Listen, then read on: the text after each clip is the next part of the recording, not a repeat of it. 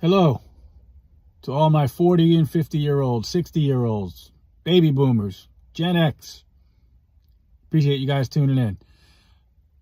This is my new YouTube channel, and as of right now, I have 0 followers, so I appreciate all the help I can get. So my question is, what do you think of this new crazy world we live in? The digital age, global economy, all the rest of the fancy terms, all the tech that's available now. So I think it's getting crazier by the day. So what about you? I think back in the 70s and 80s, everything was different. It was easier. A lot less expensive too. But I think things were simpler. I go to the doctor last week, and even 10 years ago, 15 years ago, you can just go to the doctor. He had my record on file, knew everything about me. I'd walk in, I sign in, they'll call me 10 minutes later. Now I go in and they give me this big pad, digital pad, and I got to sit down. I got 15 pages of personal information that I got to fill out now. Never had to do that before. Plus, I've been going to the same doctor for 20 years. He knows everything about me. So I got to sit and fill it out. And I filled it out 6 months earlier. They're asking my income, my job situation, all these personal questions, which have nothing to do with my medical history. So I think it's just crazy. Another thing is everything's gotten out of hand. Even the doctor's office, when I walk in, they tell me, here, you have a balance you need to pay. The funny thing is they don't let you leave until you pay it. So on my way out, I pay the copay and whatever else I need to pay. Then I leave, make another appointment. They hit me with a balance when I come in that they tell me that I guess the insurance company didn't pay, which is awesome because insurance is through the roof now. So I got to pay that, got to pay the new copay, fill out that whole questionnaire, go back, see the doctor, and then start the whole cycle all over again. It's crazy. Go to Publix the other day, which is our local grocery store. I get a half gallon of milk, and I get half gallon of half and half, and a gallon of milk, and it's $11. $11 for 2 items. Now that the kids are grown, my wife and I kind of shop day to day, every couple days, so forth. But I can't walk out of the store without spending $75, $80 on stuff to get us through a day or two. You know, I mean, there's some things we buy for long term, but $75, $80 pretty much every time we walk in the store. It's crazy. Miss the good old days, but it is what it is, right? So my first house, I laugh because my first car payment was $258, and my mother made fun of me because her mortgage was $236. So now it's come full circle where my mortgage payment is real close to what the cars cost now. I remember my first car was a beater, 1976 Pontiac Grand Prix. Bought it for $500. And you could put $10 in and drive it for a week. About 10 years ago, 12 years ago, I bought for my oldest son, kind of a older, almost I think 90,000 miles, a Dodge pickup truck. In good shape, but we ended up paying $5,000 for it. And that's just sign of the times. It is what it is. Fast forward about 2 years ago, had to buy my other son a car. He got out of college and needed something to get started with. So I go and I buy him a beater. You know, my beater for $500 lasted me almost 4 years. So his beater now, we go and we buy him a car with over 100,000 miles on it for $10,000. And it's just getting out of hand.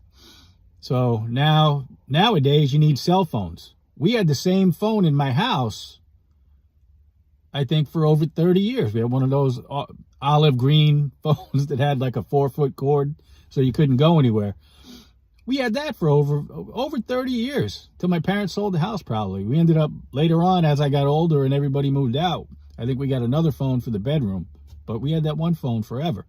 Nowadays, you get $1,000 cell phone that will last you maybe 2 or 3 years, but then you get another phone and you're also paying data packages.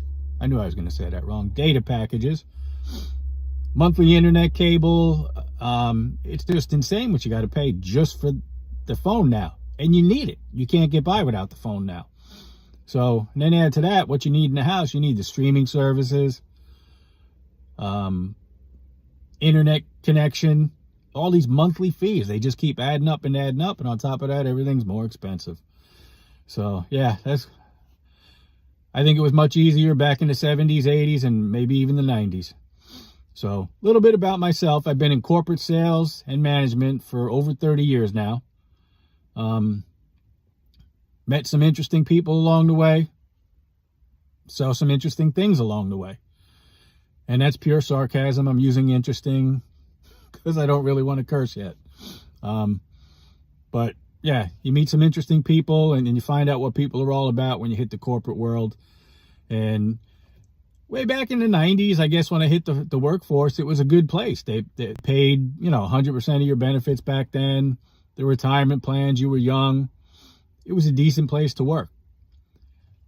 Fast forward to now, and everybody I know pays probably $200 to $300 a week for insurance through their companies. On top of that, the insurance doesn't cover everything. You got to deal with the doctors now telling you what to do. It's not going to one doctor anymore. There's certain ways they got to do it. And then the copays are damn near $75 now. So it's just crazy. It's gotten way out of hand. Insurance is another thing now. We dealt with Hurricane Ian, I guess 3 years ago now, maybe 4. But it took us 2 full years to collect, and we didn't get a fraction of what we really were owed. My wife and I, at the time, we were married 31 years, and we had never so much as filed an auto claim. But once we filed this, and we had the pictures, and we had everything to back it up, they sent out 3 different adjusters over the course of 2 years. Independent auditor, but they hired him, so he's not really independent. It's just insane. I think the insurance industry is just running a big scam. So, and they're trying to pay me a fraction of what it was worth, the roof, what the roof was worth when it was put on the house 15 years earlier. Well, the roof has almost quadrupled in price since then, but they're not going to give you the insurance money to cover it. So it just doesn't make a whole lot of sense. So if you're able to work for corporate America and you're going to retire at a reasonably young age, and my parents, God bless them, they worked up until their late 60s. They had a comfortable life for 5-10 years before their health started hitting them, and they worked their whole life to scrimp and save, and then had health issues that everything was taken from them. So my fear is that I'm going to retire at an old age and I'm not going to have time to enjoy life. So that's one of the things that's kind of motivating me to start to get into YouTube channel, see if I can create some passive income. But if you have a corporate job, we were raised on those, a lot of us. It was a good job. You were able to buy a house and live a comfortable life. They've kind of gotten away from that. They don't cover the insurance anymore, like I said. Their pay raises have not kept up with the cost of living. Cost of living has gotten out of hand, and the companies just aren't matching that payment. But if you look at CEOs, man, some of these guys are making millions of dollars every year while their workers kind of struggle week to week. They're the owners and CEOs. I get it. They should make the bulk of the money. But you got to be realistic. How many millions do you need? I mean, before you really want to help your helper. But the truth of the fact is, they only look to hire somebody 3 to 5 years on average. Most corporations. Studies show 3 to 5 years, and they could turn you and hire somebody for less money to do the same job, maybe less benefits at that point, and they're no longer putting into your retirement account. So it's beneficial for the companies to go ahead and do that, but it certainly doesn't help the average worker. So I think more than ever, now is the time for us to start looking into different ways, different streams of income that we can create. The internet has created these opportunities now where a lot of people are making a lot of money. So if you look at, let's say, TikTok, you got Charlie D'Amelio, who's a young woman. She's either in her late teens or early 20s at this point. She made $18 million last year doing TikTok. Her little sister made $10 million. YouTube paid Mr. Beast, who, if you don't know him by now, he's all over the place. He's got YouTube channels, and YouTube paid him $54 million last year. And these are estimates, of course, as best I could find. And these are just kind of the top guys. And what they do is they'll create a personality on one social media platform, and then they'll go through all of them. So Mr. Beast, he has a YouTube channel, but he's also making money off TikTok, and he's also making money off X. If you look at X, the top earners for X, Twitter, are celebrities. People who don't need the money, but they're smart enough to know they can create their personality on that platform, post videos, and they're being paid millions of dollars. So talk about the rich getting richer. But our generation, the Gen Xers, the baby boomers, and even if you're older than 60 and 70, a lot of people are turning to YouTube, turning towards the platforms, because you can create a passive income and then move on maybe and go to TikTok or Facebook and make money off that. So I'm going to start with YouTube. I'm going to build a channel, hopefully get it monetized. I'm going to be communicating all the way, kind of posting what I can to make it make sense for a lot of people.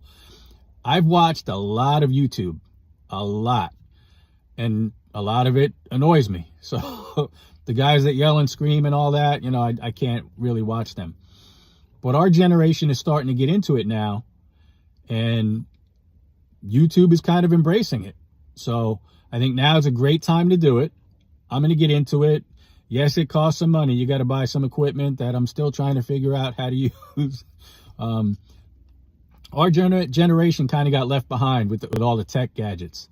I got friends that still don't use email. They laugh, and I don't know how to do it. I can pull it up, I can read it, but I don't know how to return or reply to an email or send another one and post picture. I can't do that.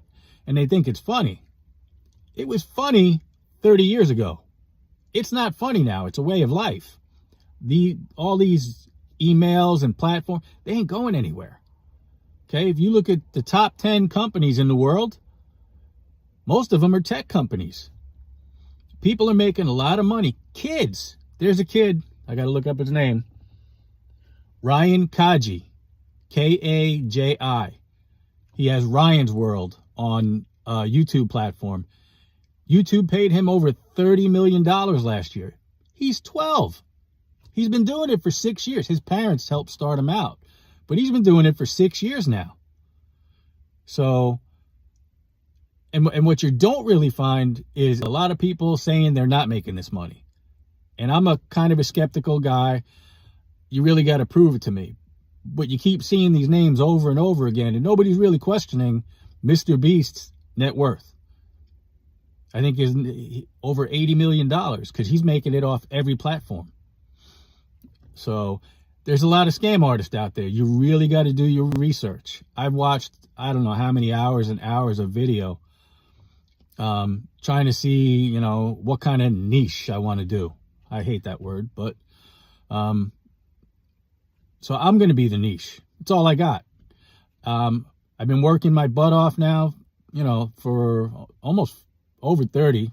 I don't want to do the math. Sorry. Over 30 years, let's put it that way. Got a lot of experience. I understand people. I've hired, I've trained, I've fired. Got into it with my bosses. I've worked for people that aren't as qualified as me, but I ended up working for them. So got a lot of good stories, a lot of negative stories, but we'll try to keep it positive for now. But like I said, now's a great time to get into this. TikTok, YouTube, Facebook, they're all paying for quality creators, authentic, originals.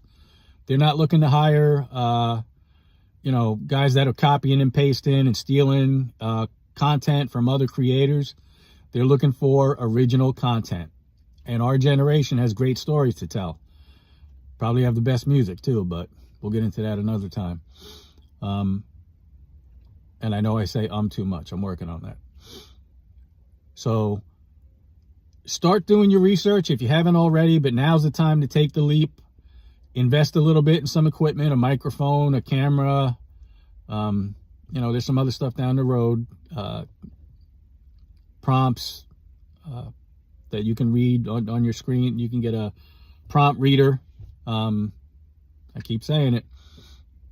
So, but right now, keep it easy. Just the bare minimum. Make your investment. Invest your time. That's the best thing you can do. Find mentors that are out there. There's a lot of good people on social media that are putting out some good content, have great information, and they're doing it for free. You just got to kind of weed through and find out who's doing it from the heart. And follow those content creators. Watch them over and over again. Learn, but ultimately you have to do it. So I'm going to end it here, and I appreciate you guys tuning in. And if I haven't bored the death out of you, I'm going to keep making videos. So please give me a like and a follow. It'll help me out a ton, make me feel good about myself. But I'm going to keep making content on my journey, how it's going, good and bad, failures and successes. I'm going to put it all on there. I'm not going to hold back. So look forward to meeting you guys and talking to you in the future. And thank you again.